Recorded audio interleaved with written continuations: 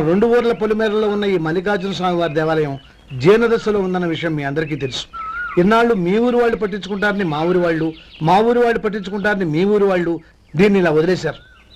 ఈ గుడి మీ ఊరికి ఎంత ముఖ్యమో మా ఊరికి అంతే ముఖ్యం. కాబట్టి మన ఇరు గ్రామ ప్రజలు కలిసి దాన్ని బాగు చేయించి కుంభాభిషేకం చేయించాలనే సదుద్దేశంతో ఒక కమిటీని ఏర్పాటు చేశాం. ఈ కమిటీలో రెండు గ్రామాలకు సంబంధించిన ప్రముఖులు ఉన్నారు. కమిటీ ప్రెసిడెంట్ గా ఎవరిని ఎన్నుకోవాలనే విషయంలో శ్రీ గోపాలరావు గారి పేరు, శ్రీ లక్ష్మీపతి గారి పేరు పరిశీలనలోకి వచ్చాయి. అందువలన మేము అందరం బాగా ఆలోచించి తర్జన భర్జనలు చేసిన మీదట శ్రీ గోపాలరావు గారే అన్ని విధాలా ప్రెసిడెంట్ పదవికి అర్హులని ఈ కమిటీ నిర్ణయించడం జరిగింది. అంచేత ఈ ఉభయ గ్రామ ప్రజలు శ్రీ గోపాలరావు గారికి ఉదారంగా విరాళాలు అందజేసి ఈ శుభకార్యాన్ని జయప్రదం చేయవలసిందిగా కోరుతున్నాం. ఏంటి ఇంకా రాలేదా? ఏంటయ్యా టైం 10 అవుతోంది. బోర్డు మీద 10 గంటలని రాసింది. మీ డాక్టర్ ఇంకా రాలేదు. అసలు మీ డాక్టర్ కి టైం సెన్స్, పంక్చువాలిటీ ఏమైనా ఉన్నాయా? ఇంతకీ మీరెవరండి? నేను డాక్టర్ అమ్మని. ఓహో, మీరు డాక్టరేనా? డాక్టర్ అంటే డాక్టర్ని కాదయ్యా, డాక్టర్ని చేసుకోబోయేదానని అర్థం. అవును, నువ్వెవరు?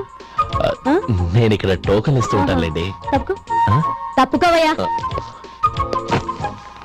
అవును, నీ డాక్టర్ కి ఎవరో అన్నయ్య ఉన్నాడంట కదా, ఎలాంటోడు? ఎలాంటోడంటే అదేనయ్యా, చాలా కోపిస్తని విన్నాను. ఎందుకని అడుగుతున్నారు? ఎందుకంటావేంటయ్యా? ఆ అన్నయ్య మాట వినగానే నీ డాక్టర్ గడగడా వణికిపోతాడు. అసలు డాక్టర్ చదివే తమ్ముణ్ణి అలా భయపెట్టచ్చా? తప్పు కదా? తప్పేనండి. కాని కాని నాకు మీ డాక్టర్ కి పెళ్ళవని ఆ అన్నయ్య సంగతి అప్పుడు చెప్తాను. ఏం చేస్తానండి? ఏం చేస్తానా? సంవత్సరం తిరగకుండానే కవల పిల్లల్ని కని వాళ్ళ అన్నయ్య చేతిలో పెడతాను. వాళ్ళకి 5 సంవత్సరాలు వచ్చేసరికి ఆయన్ని బాగా మొట్టికెళ్ళేస్తారు. అలా నా కసి తీర్చుకుంటాను. ఈ డాక్టర్ ఎప్పుడు వస్తాడో ఏంటో. అది సర్లే కాని నువ్వు పని చేయి. మీ డాక్టర్ రాగానే నేను వచ్చి వెళ్ళానని చెప్పు. నేను అంటే ఓ, నా పేరు చెప్పలేదు కదా, నందిని. ఏం చెప్తావు? అదేనండి, నందిని గారు వచ్చి వెళ్ళారు అని చెప్తాను. గుడ్, పైకి వస్తావు.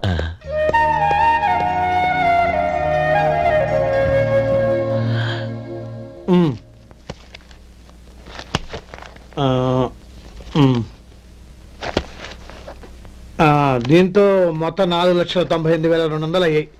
పోతే నువ్వు ఇచ్చినంత ఇవ్వలేకపోయినా ఈ దైవకార్యానికి నా వంతు చందా 1800.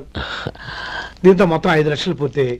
సరేరా, నేను ఈ డబ్బు తీసుకుని పట్నం వెళ్ళి బ్యాంక్ లో వేసి వస్తాను. అలాగే, నేను నీతో వద్దాం అనుకున్నాను రా, అనుకోకుండా సాయంత్రం ఇన్స్పెక్షన్ వచ్చింది. పర్వాలేదులే, వెళ్ళొస్తాను.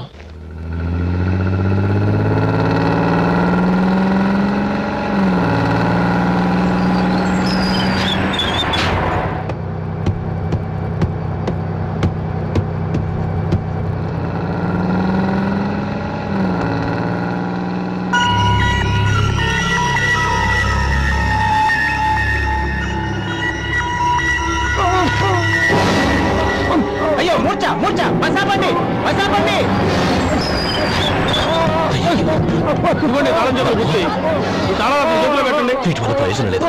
4 ఖర్చుకోకుండా పళ్ళ మధ్య పెట్టడానికి గట్టిగా అది ఉంటే ఇవ్వండి.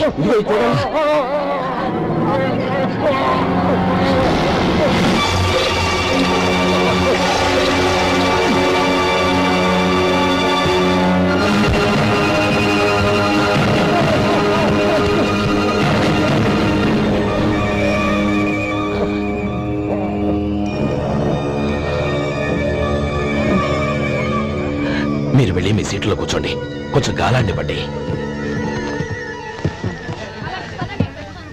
ఇప్పుడు ఎలా ఉంది బాబు?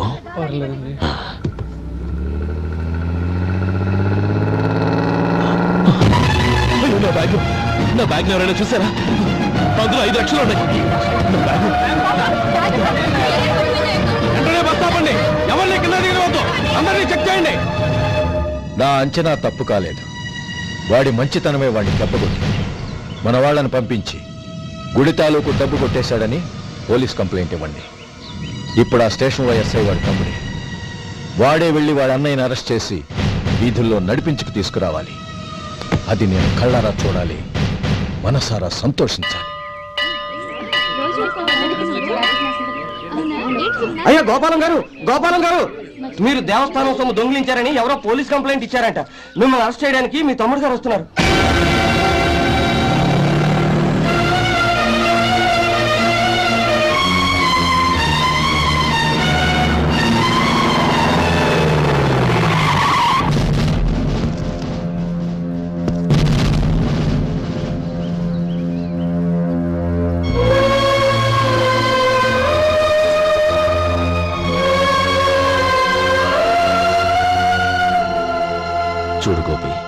ఎప్పుడు నువ్వు ఉద్యోగంలో చేరావో అప్పుడే తన పరానే తేడా మర్చిపోవాలి. నేరం చేసిన వాడు నీ తమ్ముడైనా అన్నైనా సరే శిక్షించాల్సిన బాధ్యత నీది. అదే నువ్వు నీ ఉద్యోగానికి ఇచ్చే గౌరవం.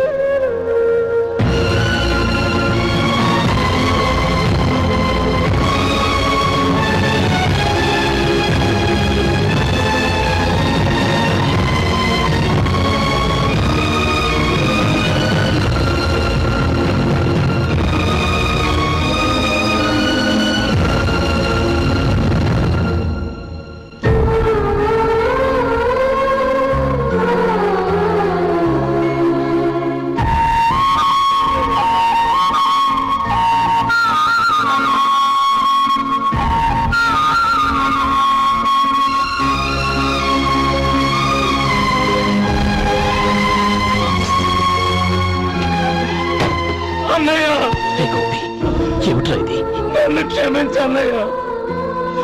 నేను కోరి ఉద్యోగుల చేతులు మాట్లాడుతున్నాయి, కానీ ఇలాంటి పరిస్థితి ఎదురవుతుంది అనుకోలేదు. నా ఒంట్లో ప్రతి రక్త పట్టు నీ భిక్షానన్నయ్య. నిన్ను అవమానపరిచి ఉద్యోగం నిలబెట్టుకునే బదులు నా ప్రాణాలను వదులుకుంటారు, కానీ ఈ పని మాత్రం చేయలేనన్నయ్య.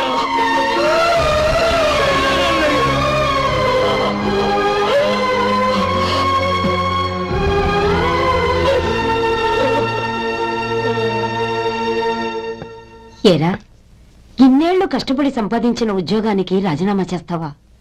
కనీసం నీ పెళ్ళాం ఏమనుకుంటుందోనని ఆలోచించావా? ఇందులో అనుకోవడానికి ఏముంది మామగారు? ఎండనక వాననక కష్టపడి ఓ తండ్రి కంటే ఎక్కువగా ఈయన్ని పెంచి పెద్ద చేశారు బావగారు. అలాంటి దేవుణ్ణి అరెస్ట్ చేసే ఆ ఉద్యోగం ఈయనకు అవసరం లేదు. బాగుంది. అన్నకు తగ్గ తమ్ముడు, తమ్ముడికి తగ్గ పెళ్ళాం. సరే, మీ ఇష్టం. నానమ్మ, అన్నయ్యడి. నమస్కారం అండి. ఓ, నువ్వా? రా, కూర్చో. పర్వాలేదండి. ఏంటి ఇలా వచ్చావు? ఆ రోజు నా కంపెనీని మూసేయమన్నారు. ఇప్పుడు నేను మూసేయడానికి సిద్ధంగా ఉన్నాను. దానికి ప్రతిఫలంగా నాకు 5 లక్షలు కావాలి. అలాగే, నీకు కావలసిన 5 లక్షలు నేను ఇస్తాను. చాలా థ్యాంక్స్ అండి. కానీ మీరు మీ కంపెనీని మూసేయక్కర్లేదు. సార్? అవును మిస్టర్ మధు, మీ అన్నగారికి జరిగిన అన్యాయం గురించి తెలుసుకున్నాను. మీ కుటుంబం గురించి కూడా విన్నాను. సహజంగా అందరూ ఐకమత్యానికి ఉదాహరణ రామలక్ష్మణులు అంటారు. కానీ ఆ రామలక్ష్మణులు ఎలా ఉంటారనేది పుస్తకాల్లో చదవడం తప్ప ఎవ్వరూ చూడలేదు. మీ అన్నదమ్ములను చూస్తే ఆ రామలక్ష్మణులు ఇలాగే ఉండేవారేమో అనిపిస్తుంది. అలాంటి కుటుంబానికి ఇలాంటి ఇబ్బంది రావడం నిజంగా దురదృష్టం. రామునికి హనుమంతుల్లా కాకపోయినా ఏదో వృత్తభక్తిగా నా వల్ల వీలైన సహాయం ఈ 5 లక్షలు తీసుకో. మీ కంపెనీ పేరు మీదే అన్ని సరుకులు తయారు చేయండి. నేను వాటిని ప్రపంచమంతా మార్కెటింగ్ చేస్తాను. సార్, మీ రుణం ఉంచుకోను, తొందరలోనే తీర్చేస్తాను. స్నేహితుల మధ్య రుణాలేంటి మధు? We are friends.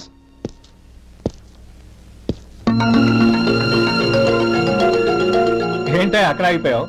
రా. నువ్వు మీ అన్నయ్యని అరెస్ట్ చేయడానికి అట్టెళ్ళావు, ఆయన లొంగిపోవడానికి ఇటు వచ్చారు. అవును, యూనిఫామ్ చేత్తో పట్టుకొచ్చావేంటి? సార్, నేను రే, ఈ మాత్రం దానికే బెదిరిపోయి ఉద్యోగం వదులుకుంటావా? నువ్వు ఇలాంటివి ఎన్నో సమర్థవంతంగా ఎదుర్కోవాలి. నిన్ను నేను ఎస్పీగా చూడాలి. అది కాదన్నయ్య. ఇంకేం మాట్లాడకు. ఇన్స్పెక్టర్ గారు, నన్ను లాకప్లో పెట్టండి. ఆగండి సార్, ఆ డబ్బు ఎక్కడికి పోలేదు, నేనే తీసి జాగ్రత్త చేశాను. ఈ విషయం అన్నయ్యకి తెలియక బ్యాగులో డబ్బు కనబడకపోవడంతో అది పోయిందనుకున్నాడు. నేను పట్నం నుంచి వచ్చేసరికి జరిగిన గొడవంతా తెలిసిందే. రే మధు, జరిగిన దానికి నన్ను క్షమించనయ్యా. ఇంటికి వెళ్ళాక అన్ని వివరంగా చెప్తాను. సార్, ఇదిగోండి 5 లక్షలు. ఇది కమిటీ వాళ్ళకి అప్పగించి ఈ కేసు కొట్టేయండి సార్. భలే వాడివయ్యా, తీసినప్పుడు ఒక మాట ఆయనతో చెప్పుండొచ్చుగా. అనవసరంగా పెద్ద స్టేషన్ వరకు రప్పించావు. Sorry sir. అన్నయ్య, మీరు ఇంటికి వెళ్ళండి, నేను లెక్క అప్ప చెప్పేసి వస్తాను. వస్తానండి. అలాగే.